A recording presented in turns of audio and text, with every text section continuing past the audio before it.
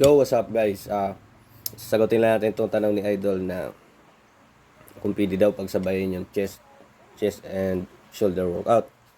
Parang ibig mo sabihin Idol na kung magchi-chest workout ka is sasabay mo sa shoulder.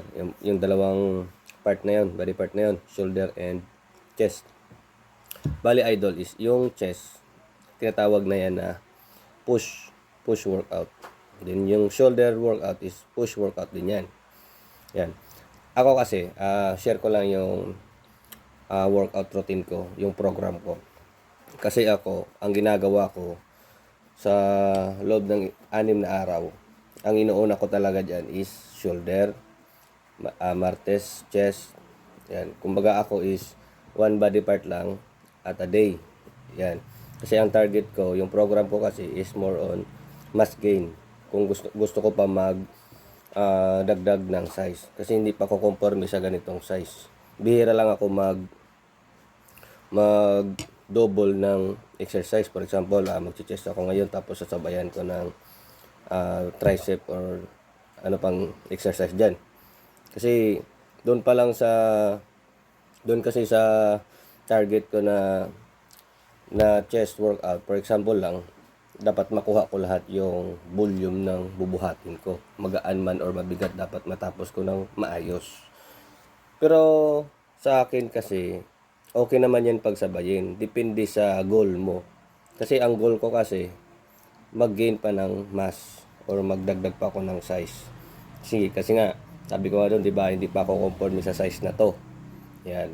Pero depende yan sa goal mo. Kasi kung ang goal mo lang naman is maging fit, yan, pwede naman pagsabayin yan.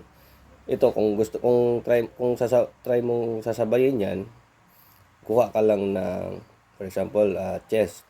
Kuha ka lang ng kahit 3 or 4 na workout para sa chest mo. Then, kung shoulder workout ka naman, dagdag ka lang kahit na 3 din, 3 or 4. Yan, para hindi ka naman masyado mahirapan sa workout na yan kasi parehas push yan eh. 'Di ba? Ako kasi bihira ko ginagawa yung pagsasabayin ko na yung chest and parehas push. Yan.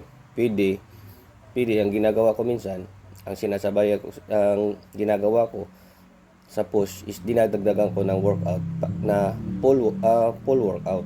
For example, chest, push na yan. Then magdadagdag ako ng back. Pero konti lang. Kasi nga, minamaximize ko yung kumbaga tinatawag natin na muscle plateau. Tapos, kumbaga, yung gain natin is mabilis.